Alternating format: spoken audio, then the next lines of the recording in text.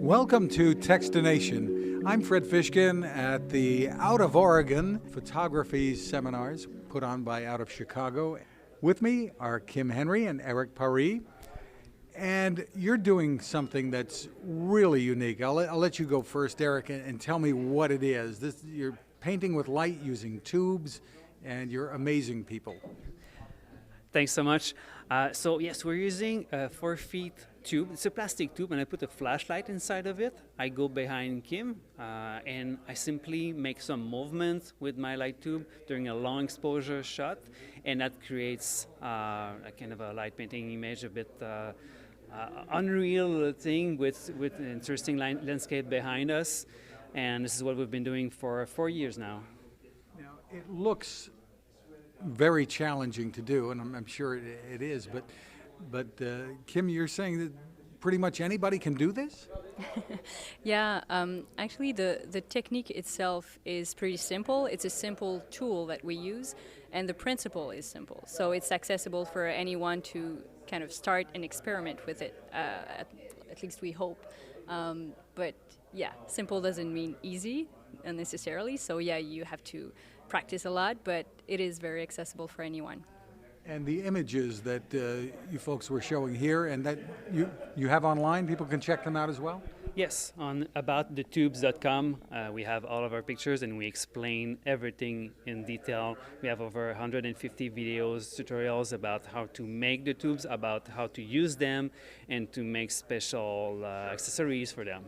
Well, tell me about this philosophy that you two have in teaching everybody else how to do it, because it would seem like, you know, you could keep this to yourselves and perhaps make more money with it even. So why are you doing it this way?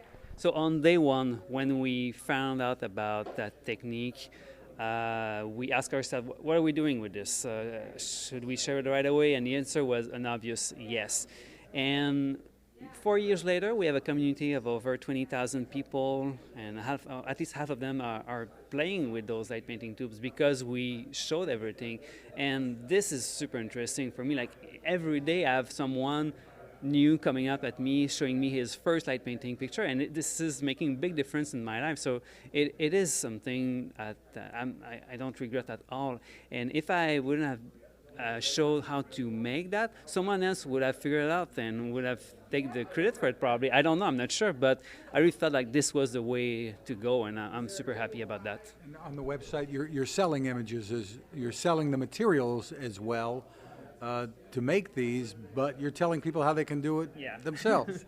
Yeah, I know that's maybe a weird way of doing business, but I want people to be able to experiment. And one thing is that this is very international. A lot of our members are in India and in countries where they cannot find that kind of material we're using, and it's too expensive for them to import because the import taxes are quite high. So I wanted them to be able to play with that kind of techniques too. So I'm showing different ways of making them, so they don't have to import from Canada. Kim, you were going to add to this. Yeah, actually, I think like by sharing everything as well, it makes the technique grows even faster because we are sharing everything. Everyone that are experimenting with it are sharing back. So it kind of makes everyone. Yeah, I think it helps the technique to grow bigger much faster than if we would have just been being on our own experimenting. Yeah, absolutely. Many of the tricks we're teaching are not from us actually. These things that have been shared over the years by members of the community. So we show one trick, someone else think about something else that adds up, and then it's just a big combination of tricks we found over the years with the community. And you two have traveled all over the world. It looks like doing this. Tell me about that, Kim. Where have you been? Everywhere, it seems. Where have we been? So we're mainly looking for, I would say, either empty space. We like deserts. We like the ocean.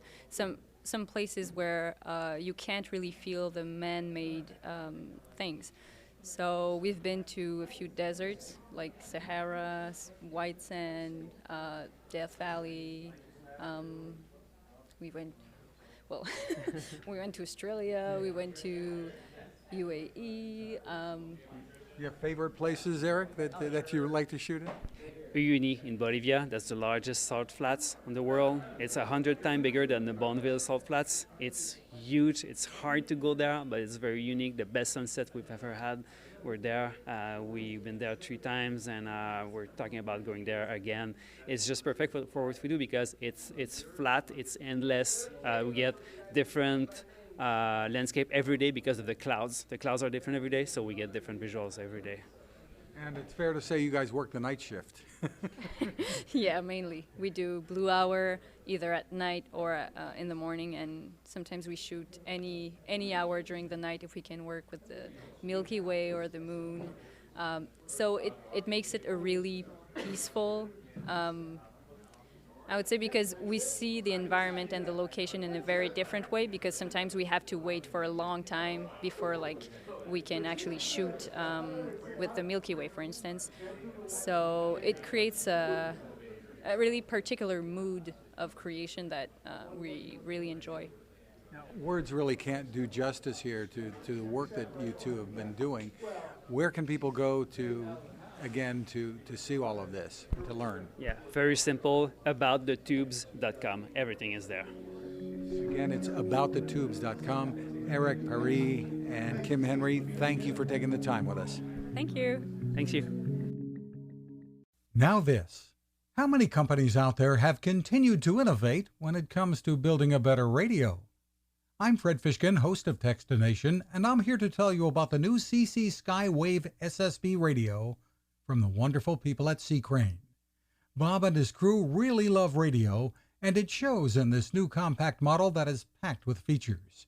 Beyond great AM and FM reception and sound, you can tune into shortwave signals from around the world, listen to ham radio operators, aviation, and more.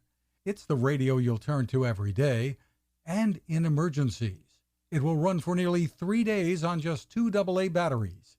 Pair the sleep timer with the new Soft Speaker 3, and you've got the perfect radio for your nightstand.